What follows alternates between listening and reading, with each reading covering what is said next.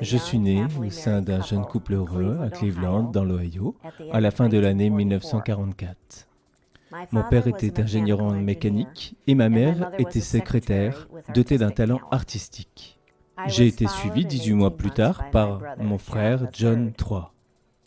Notre famille était typique de l'époque.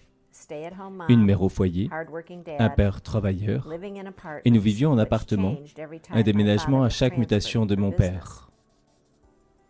À l'âge de 8 ans, j'ai vécu le premier et peut-être le plus tragique événement de ma vie. La mort subite de mon père à l'âge de 39 ans. Sous le choc, ma mère nous a emmenés, mon frère et moi, vivre quelque temps chez ses parents à Cleveland. Grâce à sa détermination et à sa résilience, elle a réussi à économiser suffisamment d'argent grâce à ses emplois de secrétaire pour acheter notre première maison dans la banlieue de Cleveland. Nous avons encore déménagé 2 fois, mais cette fois-ci c'était la dernière. Ma mère a trouvé un emploi dans le même système scolaire que mon frère et moi, afin que nos horaires et nos vacances soient similaires pendant notre enfance. Heureusement, j'ai eu une adolescence heureuse, à l'aise et intégrée parmi les garçons et les filles. En 6e, j'ai commencé à me lier d'amitié avec 8 filles, le groupe idéal pour moi, ni trop cool, ni trop intello. Nous sortions avec un groupe de garçons similaires au lycée et 5 d'entre nous, moi y compris, avons épousé nos amours de lycée. Ces femmes font toujours partie de mes meilleures amies aujourd'hui et nous partons en vacances chaque année à Put-in Bay, une île de l'ouest du lac Erie. Nous nous appelons les Yayas. J'ai reçu une bourse d'études de l'école d'infirmière de l'hôpital Saint-Luc, une école de soins infirmiers à Cleveland. Je m'y sentais comme chez moi. Chaque étudiant avec une chambre individuelle, ce qui était très rassurant. Car la pression de devoir conserver ma bourse d'études, grâce à de bonnes notes, me poussait à travailler dur, tant sur le plan académique que clinique. Et en dernière année, je suis devenu président du conseil étudiant. Après l'obtention de mon diplôme, je me suis marié à 20 ans et j'ai travaillé à temps plein au bloc opératoire pour rembourser mon contrat de stage avec Saint-Luc. Nous avons eu notre première fille 18 mois plus tard. J'adorais être maman et j'ai réduit mes heures de travail à temps partiel, les soirs et les nuits, pour m'occuper de mon bébé. Un matin, en rentrant du travail, j'ai trouvé mon mari en train de donner le biberon à notre fille, mais elle était bleue et elle ne respirait plus. Je l'ai rapidement retournée par les pieds pour qu'elle puisse régurgiter le lait qui l'étouffait, sous le regard de mon mari, effrayé qu'il se passe quelque chose d'anormal. Plus de garde de nuit pour moi après cela. Notre famille s'est agrandie avec l'arrivée de 2 autres filles et j'ai continué à travailler à temps partiel pendant une 20aine d'années. Mon environnement de travail préféré était auprès des patients âgés. À mesure que mes enfants grandissaient, je cherchais plus de responsabilités, mais je savais qu'il me fallait davantage de qualifications, ce qui impliquait de poursuivre mes études. J'ai découvert un nouveau programme de maîtrise en sciences infirmières pour infirmières diplômées à l'université Case Western Reserve de Cleveland. J'ai obtenu les prérequis et l'aide financière nécessaire car j'étais récemment divorcé. Finalement, tout s'est arrangé et j'ai intégré le programme avec 5 autres femmes motivées et ambitieuses qui ont été mon pilier pendant cette période stressante. Ce fut également ma première introduction aux théories de soins infirmiers, même si le confort avait toujours été une part importante de nos tâches cliniques à Saint-Luc. Pendant mes études supérieures, j'ai rencontré des professeurs dynamiques et compétents qui ont commencé à me façonner d'une manière que je n'aurais jamais imaginée. C'est dans cet environnement, au cours des 15 années suivantes, que je suis devenue théoricienne et enseignante en soins infirmiers en gérontologie. J'ai rencontré mon mari actuel pendant mes études et nous nous sommes mariés en 1986, alors que je terminais ma maîtrise en sciences infirmières. Il est philosophe et il a hérité de 3 filles adolescentes qui l'aiment beaucoup. Il m'a énormément encouragé et aidé tout au long de ma carrière. Mes amis, mes professeurs, mes camarades et ma famille ont également grandement contribué à ma confiance et à mes idées sur le confort. Un deuxième événement bouleversant est survenu alors que je réfléchissais à ma thèse. Le décès tragique de mon frère, emporté par un cancer à l'âge de 43 ans. Il était hospitalisé pour recevoir une chimiothérapie éprouvante. Et j'ai appris à être très attentive à tous ses besoins de confort, à la façon dont les infirmières essayaient de l'aider, et la manière dont les différents protocoles hospitaliers le rendaient anxieux et agité. Pendant mes études supérieures, j'ai également enseigné à plein temps à l'Université d'Arconne et j'ai eu la chance de collaborer avec Thérèse Dowd, qui souhaitait faire des recherches sur le confort avec moi, à la fin de mon doctorat. Nous avons publié de nombreux articles, obtenu des subventions et fait progresser la théorie du confort. Mon gendre m'a aidé à développer mon site web, l'un des premiers en sciences infirmières, très convivial pour les étudiants. Après tout, les étudiants étaient les futurs leaders et les défenseurs potentiels de la théorie du confort. Mon enseignement intégrait toujours cette théorie. Les étudiants élaboraient des plans de soins de confort pour chacun de leurs patients assignés. Leurs commentaires et leurs questions pertinentes ont influencé la théorie. Ma vie d'infirmière théoricienne a été riche de sens, notamment grâce à l'écriture et à la réflexion sur mon propre confort, celui de ma famille, de mes étudiants, de mes patients et celui de leur famille. C'était un chemin que je n'aurais pas pu prédire, mais j'ai eu de nombreux soutiens tout au long de ce parcours qui, consciemment ou non, m'ont inspiré et soutenu. Mon objectif principal, maintenant, est de recruter les futurs guerriers du confort qui perpétueront mes espoirs pour une pratique infirmière qui valorise et prend toujours en compte le confort holistique des personnes ayant besoin de soins. Cathy, je suis ravi que vous ayez accepté cette interview. J'ai hâte de vous entendre et de discuter avec vous aujourd'hui. Je sais que nos téléspectateurs seront ravis de vous entendre parler de la théorie du confort avec vos propres mots. J'ai l'habitude de commencer par vous demander de nous expliquer comment tout cela a commencé. Eh bien, c'est venu naturellement. Quand je suis rentré à l'école supérieure, notre premier devoir, donné par Rosemary Arros, qui enseignait les sciences infirmières, nous a demandé de schématiser notre pratique. À l'époque, je travaillais dans une unité de soins pour personnes atteintes de démence. J'ai donc consulté la littérature scientifique pour trouver des concepts déjà développés dans ce domaine. Et j'ai réalisé qu'il existait un certain état dans lequel nous souhaitions que nos résidents se trouvent, afin qu'ils puissent accomplir des tâches relevant de ce que l'on appelle le fonctionnement optimal. Par exemple, nous aider à préparer le déjeuner, ou participer à leur toilette au lit, ou à leur douche. Ils pouvaient contribuer à la tâche, mais s'ils étaient agités, cela ne fonctionnait pas.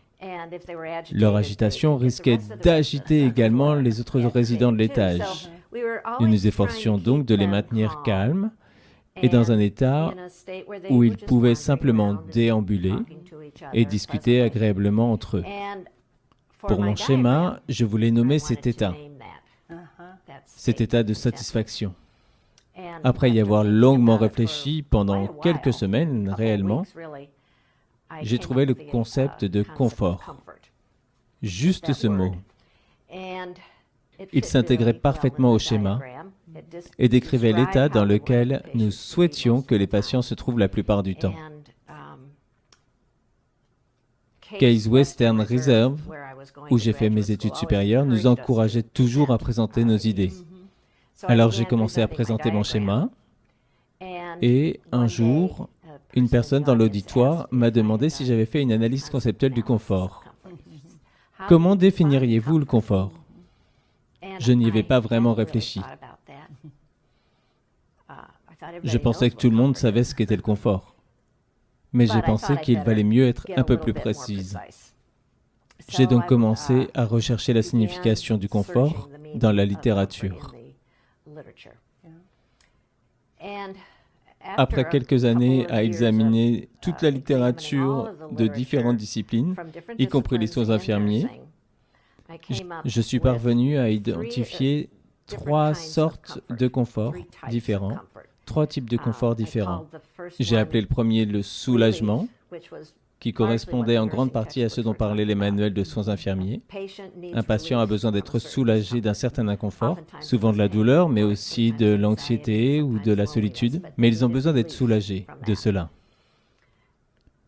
Si l'infirmière réussissait à soulager ce besoin, le patient était dans un état de confort. Le deuxième type que nous avons découvert dans la littérature, mon mari m'a aidé car il était philosophe, était le sentiment d'apaisement, le contentement que j'essayais de décrire pour les patients atteints de démence. Et le troisième type, que Patterson et Sderad décrivent dans leurs livres sur les soins infirmiers psychiatriques, ont appelé ça la transcendance. Le soulagement ne pouvait pas être total vis-à-vis de cet inconfort extrême, mais l'infirmière essaye d'aider le patient pour le calmer ou pour surmonter cet obstacle par la motivation, l'inspiration, le soutien ou l'accompagnement. Si elle y parvenait, on parlait d'état de transcendance. Le patient pouvait encore ressentir une certaine douleur ou une anxiété, non totalement soulagée, mais la transcendance l'aidait à la gérer.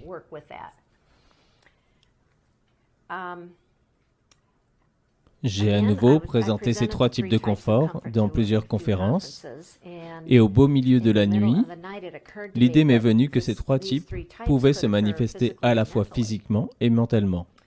Je les ai donc représentés sur une grille avec les 3 types en haut, et physique et mental. J'ai ensuite montré ce schéma à mes camarades de classe qui critiquaient constamment leurs travaux respectifs.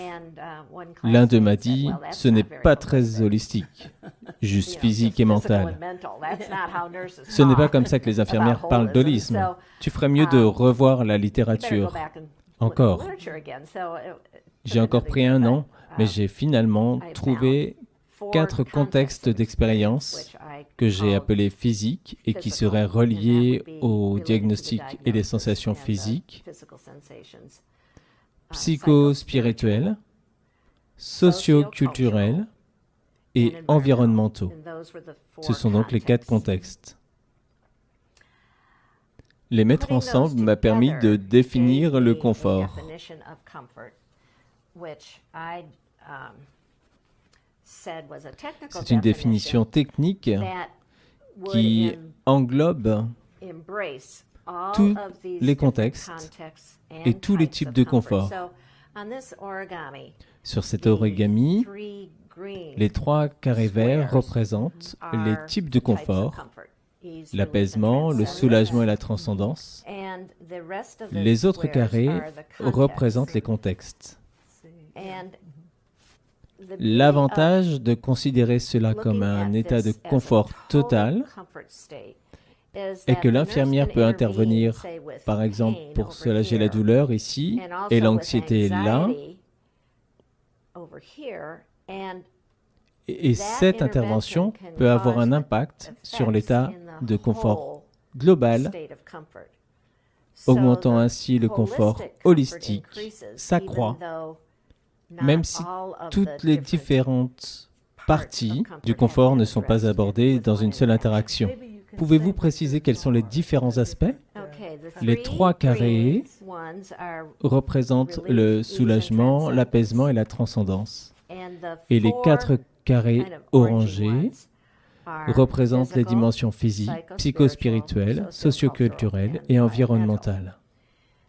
L'infirmière peut rentrer dans la chambre et offrir sa compagnie, ce qui contribue au confort social, et ranger un peu la pièce en désencombrant l'espace, ce qui contribue au confort environnemental. Elle peut également ajuster les stores ou les rideaux pour plus ou moins de lumière, et elle trouve que l'attitude générale du patient se détendait, car plusieurs de ses besoins étaient pris en charge simultanément.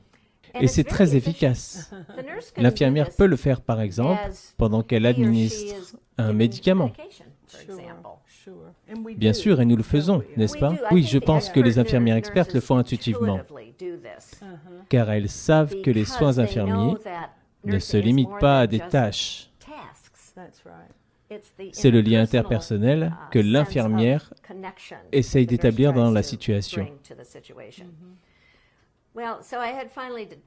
J'avais donc défini le concept de confort et ma directrice de thèse, Beverly Roberts, m'a dit en regardant la grille qui comportait maintenant 3 types en haut et 4 contextes sur le côté, « Peux-tu créer un questionnaire à partir de cette grille ?» Je n'y avais pas du tout pensé, mais c'était évidemment une idée brillante. C'est pour ça que nous sommes en études supérieures, parce que nos professeurs nous orientent dans des directions que nous ne pouvions pas anticiper. J'ai donc répondu que ce serait la partie la plus facile, parce que j'avais déjà les cellules qui s'entrecroisaient pour chaque aspect du confort, et je pouvais concevoir une question pour chacune. Je suis rentré chez moi, j'ai vraiment fait ça du jour au lendemain, mais j'y pensais depuis longtemps malgré tout. Il y a un contexte derrière tout ça. Je suis revenu avec un questionnaire avec 4 questions par cellule, soit 4 x 12, 48 questions. Ensuite, elle m'a dit que je devrais faire une étude pilote, et je l'ai fait. Au début, elle m'a dit qu'il faudrait 10 participants par question. Je suis allé à l'hôpital et dans la communauté pour recueillir mes réponses. Les gens ont apprécié, ils ont aimé parler de leur propre confort, mais ça devenait très chronophage, car j'étais étudiante à plein temps et j'enseignais à plein temps. Alors j'ai fait des recherches et j'ai trouvé un statisticien qui disait que 5 sujets par question suffiraient. J'ai finalement eu environ 250 participants et le questionnaire a été soumis à une analyse statistique. C'était un questionnaire très performant. C'était à la fois réjouissant et surprenant. Plus tard, au fur et à mesure de mes études, elle m'a dit que je devais maintenant faire une étude expérimentale pour mon mémoire. J'ai trouvé que c'était un peu tôt. Je devais faire ça, mais bon, vous savez, c'est elle la chef. Alors, j'ai conçu une étude expérimentale en utilisant ma définition du confort et un questionnaire modifié pour ma population. C'est ce que j'ai utilisé pour ma thèse. J'ai donc dû élaborer une théorie pour étayer l'étude. Il n'existait pas de théorie du confort. Alors j'ai simplement construit une suite logique presque comme un processus de soins infirmiers renforcé de 6 concepts. Le premier était l'infirmière évalue les besoins de santé du patient. L'infirmière conçoit des interventions pour répondre à ses besoins. L'infirmière prend en compte les variables intermédiaires du patient, comme le diagnostic, la force physique, son soutien social et ses capacités financières. Le résultat de ces interventions, le résultat souhaité, était le confort, une augmentation du confort au fil du temps. C'est ce qui a sous-tendu ma thèse. La théorie est donc née de la nécessité de mener une étude sur le confort, ce que ma directrice de thèse considérait que c'était la chose à faire, au vu de là où j'en étais. Et vous étiez à l'université d'Akron? Oui, j'ai obtenu le poste à Akron après avoir obtenu ma maîtrise en sciences infirmières. Et ils avaient besoin d'une spécialiste en gérontologie, domaine dans lequel j'avais fait ma maîtrise. J'enseignais donc à temps plein et j'étudiais à temps partiel. C'est intéressant, son rôle a vraiment été celui d'un conseiller qui vous a en quelque sorte guidé et aidé tout au long du process pour développer un instrument. J'ai eu un étudiant que j'ai encadré qui a développé un instrument. Cela prenait en général un an de plus, parfois plus longtemps. Mais s'il voulait faire quelque chose comme vous, où il n'y avait pas de manuel, c'était intéressant. Ce mot figurait probablement dans les manuels de base. On parlait beaucoup de confort, mais surtout dans le contexte du soulagement de la douleur. Au début de mes recherches, Nightingale définissait l'altération du confort comme les nausées, des vomissements, des déménagements. Point final, rien sur le confort mental. Or, si on se réfère aux premiers écrits de nos premières infirmières, elles parlaient de l'importance de réconforter les patients, et pas seulement la douleur. Je crois que Nightingale en parle. À propos du confort, Nightingale a absolument dit que c'était le but de nos observations, améliorer la santé et le confort. Mais nous nous sommes égarés lorsque la technologie a pris son essor dans les soins infirmiers. Je constate qu'avec l'enseignement actuel, on apporte très peu d'attention au confort du patient. On se concentre davantage sur les compétences, sur l'art. Je sais, l'art est un peu négligé. L'art est négligé, c'est la raison d'être des infirmiers. Je veux dire, c'est là que réside l'essence même de tout cela. C'est là que se trouvent nos racines. Nous avons été créés pour réconforter nos patients. Et comme vous le savez, pendant la guerre de Crimée, il y avait très peu de médicaments ou de moyens de nous soigner, si ce n'est d'offrir notre présence et notre soutien aux soldats. C'est incroyable pour moi ce qu'elles ont fait en Crimée. Pendant longtemps, j'ignorais que la guerre se déroulait en réalité de l'autre côté de la mer. Ils ont fait traverser des gens, puis ils ont dû les charger sur des charrettes, de grandes charrettes, je suppose tirées par des chevaux, et les transporter en haut de la colline jusqu'à l'hôpital. J'ai vu tout cela lorsque j'étais à Londres, à l'hôpital St. Thomas. Ils ont un de ces chariots qui est dans le hall, je crois. Et puis Nightingale s'est aussi beaucoup souciée de l'environnement. Elle a nettoyé et ouvert les fenêtres pour qu'il y ait de l'air frais. Elle a développé de nombreuses stratégies environnementales. C'est exact. Et le confort faisait partie intégrante de tout cela. C'est lié à tout. C'est pourquoi j'ai trouvé votre illustration pertinente. Elle aborde les différentes caractéristiques qui contribuent au confort et se combinent pour le créer ou qui l'influencent. Elle permet aux infirmières d'avoir une vision de l'importance de ces interventions réconfortantes pour le confort global. Nous n'avons pas forcément besoin d'atteindre un confort total pour nos patients. Pour la plupart d'entre eux, c'est impossible en milieu hospitalier. Ils sont trop stressés et loin de chez eux. Mais nous pouvons améliorer leur confort. Toutes les études sur le confort que nous avons menées après ma thèse ont porté sur l'augmentation du confort au fil du temps, grâce à une intervention efficace. L'intervention peut simplement consister en votre approche du patient, ou la visualisation guidée, ou la musique. Ce genre d'intervention holistique peuvent cibler plusieurs cellules. C'est clair, elles sont toutes liées dans une sorte de système global. C'est intéressant, j'aime ça. Quand vous faisiez vos travaux, avez-vous trouvé un autre instrument pour le confort, même dans une autre discipline? C'est vraiment unique ce que vous avez fait. C'était la première fois que le confort était mesuré. Et même mon mari disait qu'on ne pouvait pas mesurer le confort, que c'était trop complexe. Mais j'ai répondu que je devais le faire car mon directeur de thèse le voulait. Je vais donc trouver un moyen. Et il a perdu un peu le fil,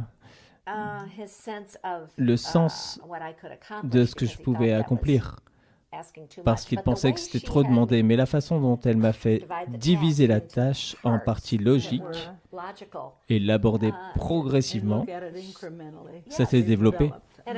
Et bien sûr, le cas était très quantitatif. Il était encore bien plus à l'époque. Oui, je me souviens quand ils insistaient que tout soit quantifié. J'étais plutôt une chercheuse qualitative, je crois, mais il fallait bien que je sois quantitative. Alors, on fait ce qu'on a à faire. C'est vrai. Après mon doctorat, j'ai commencé à essayer de mesurer les aspects immatériels des soins infirmiers, comme le respect, la responsabilité, l'empathie.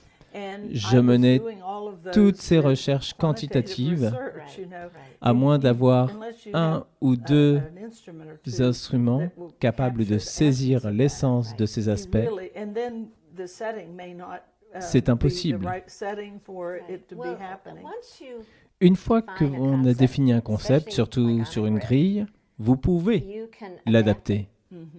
Mon questionnaire général sur le confort a été adapté au contexte ou à la question de recherche et je trouve ça très aidant. L'approche de Case était tout à fait juste. Pour participer aux sciences infirmières, il fallait pouvoir mesurer ces concepts importants.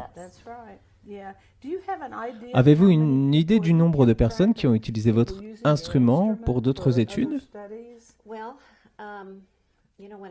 Eh bien, vous savez, lorsque j'ai révisé le chapitre pour votre livre, j'ai fait une recherche approfondie sur la littérature récente et j'ai été surprise de constater combien de personnes l'utilisent. Il y a une forte augmentation. Nous avons déjà parlé de la pratique et de la place du confort dans la pratique, ainsi que son importance pour le patient.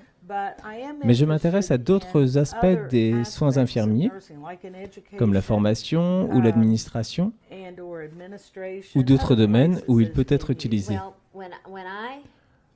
Lors de mes cours cliniques en gérontologie, mes étudiants devaient élaborer des plans de soins de confort. Ils listaient tous les besoins de confort de leurs patients ce jour-là, en identifiant les variables intermédiaires, puis tout ce qu'il faisait pour lui. Comme il s'agissait d'une vision holistique des soins infirmiers, il n'avait pas besoin de tout faire correspondre aux besoins. Par exemple, si vous faites le lit, c'est une chose que vous faites. Si vous ajustez les stores, parlez des petits-enfants, toutes ces choses.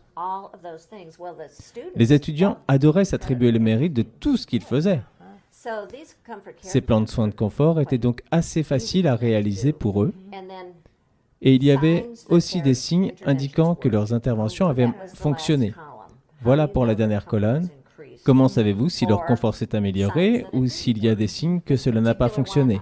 Dans ce cas précis, je repenserai à la méthode où je la modifierai. Elles analysent leurs propres soins infirmiers chaque jour. C'est comme ça que je l'ai utilisé. Mais j'étais la seule professeure à appliquer la théorie aux étudiants de premier cycle. Lors de vos présentations à des conférences, les professeurs ont-ils parlé de son intégration dans leurs enseignements? Je suis surtout invitée à parler aux infirmières.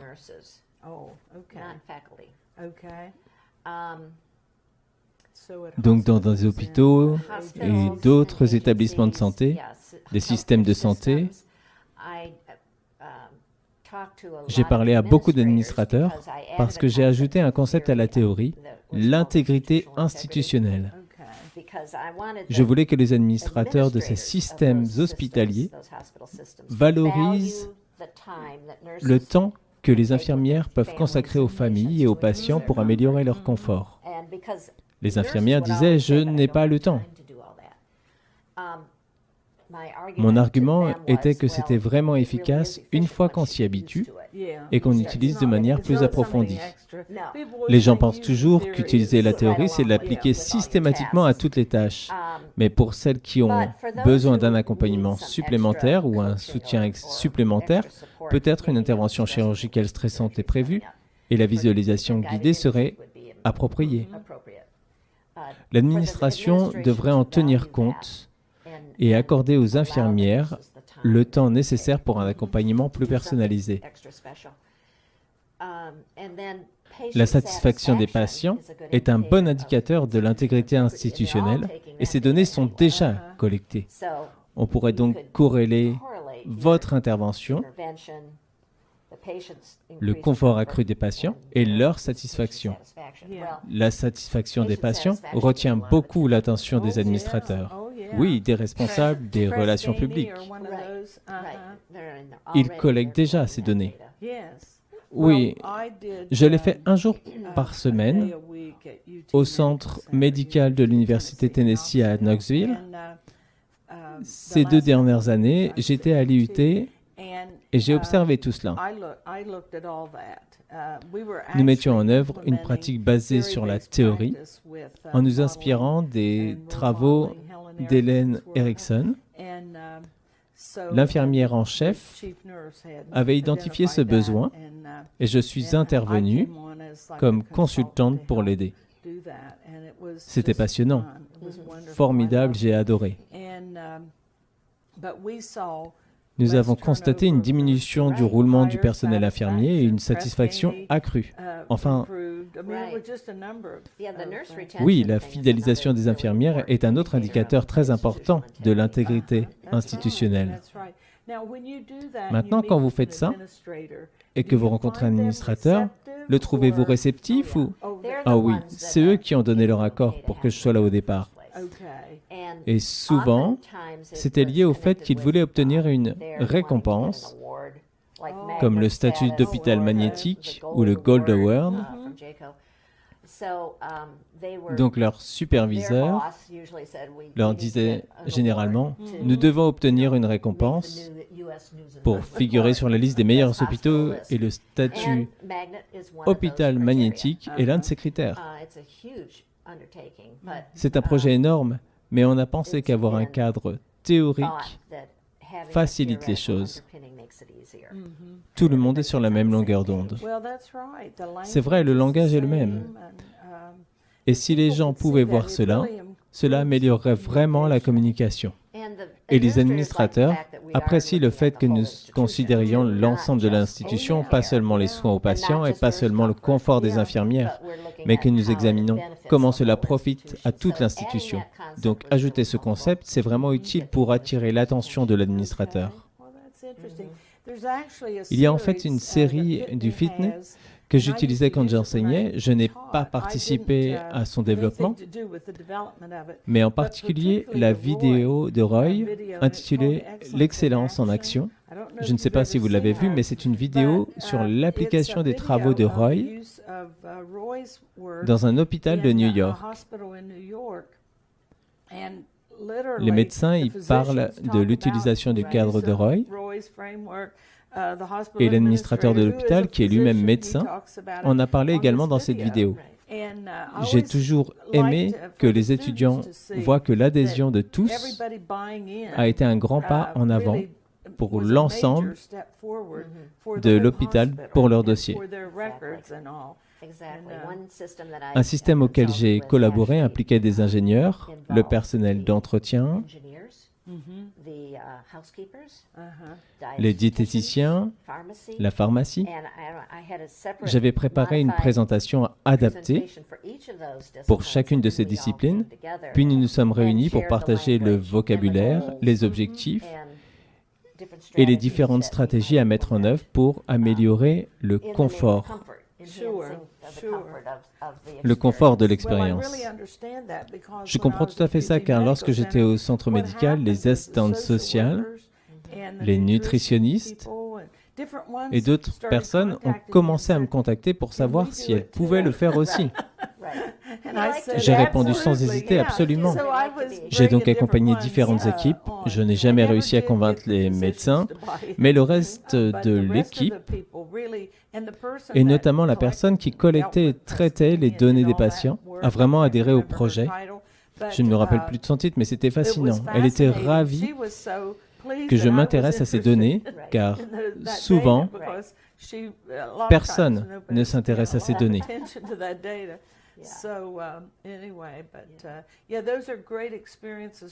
Ce sont des expériences formidables où on a l'impression d'avoir un impact sur l'ensemble du système.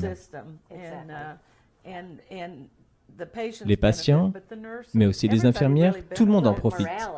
Le moral s'améliore, c'est certain, et de façon significative. Je pense que c'est ce qui contribue à la diminution du roulement du personnel infirmier. Les infirmiers sont plus motivés et ils ont le sentiment que c'est le type de soins infirmiers qu'ils souhaitent pratiquer. Ils n'ont pas le temps, alors ils s'épuisent parce qu'ils font des tâches techniques, presque robotiques, et qu'ils n'ont plus le lien interpersonnel qui enrichissait leur vie. La joie, je pense que c'est cela, la joie du soin infirmier. Mais si vous êtes empêché, si votre chef ne vous laisse pas faire, je conseille aux infirmières de trouver un autre emploi, de trouver un endroit où on valorise ce genre de soins infirmiers, l'art infirmier. Parfois, on peut faire bouger les choses dans son établissement, parfois non. Parfois, c'est juste difficile. Plutôt que de changer de discipline et de se lancer dans le privé, je veux garder les infirmières avec toutes leurs années d'études. Maintenant, si vous êtes à une conférence et que vous rencontrez quelqu'un qui vous dit « Je sais que vous avez développé la théorie du confort, mais pouvez-vous dire brièvement de quoi il s'agit ?» Comment répondre à cela? La théorie du confort vise à accroître les sentiments positifs et les sensations positives des patients et de leur famille lorsqu'ils sont confrontés à une situation de soins stressante, et il s'agit d'en mesurer les résultats. C'est une approche axée sur les résultats pour le patient et sa famille, et il s'agit d'intervenir pour améliorer leur confort. Les interventions, l'utilisation thérapeutique de vous-même, votre attention à tous leurs besoins, pas seulement un ou deux.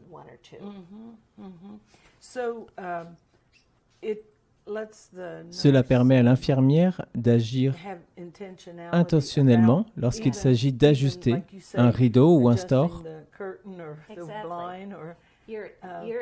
Vous avez l'intention de faire bien plus, mais de manière subtile. Vous apprenez à reconnaître le patient dans ses réactions, en lui demandant comment il va. Les hôpitaux ont mis en place une échelle du confort, permettant d'évaluer son confort de 0 à 10, 10 étant le maximum. Cette échelle est opposée à l'échelle de la douleur qui est négative, tandis que l'échelle du confort est positive. Même les enfants ne font pas de confusion. Les infirmières craignaient que ce soit un paradigme opposé et que cela prête à confusion, mais il s'avère que non. Ce qui est intéressant, c'est que l'on découvre que même si le patient souffre beaucoup, c'était prévisible. Cela signifie qu'ils vont mieux et que l'issue sera favorable, donc ils sont capables de vivre avec. Leur confort global est en fait assez élevé, même si leur niveau de douleur est à 7. C'est intéressant, cela montre à quel point ces deux concepts sont différents. La douleur est très spécifique, voire limitée.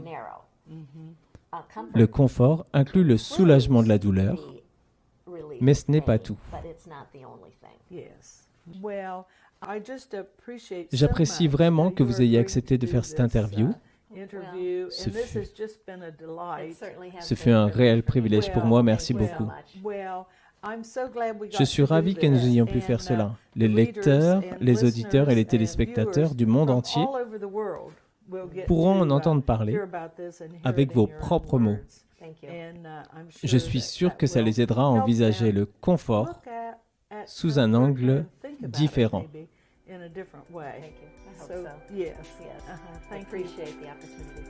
Thank you.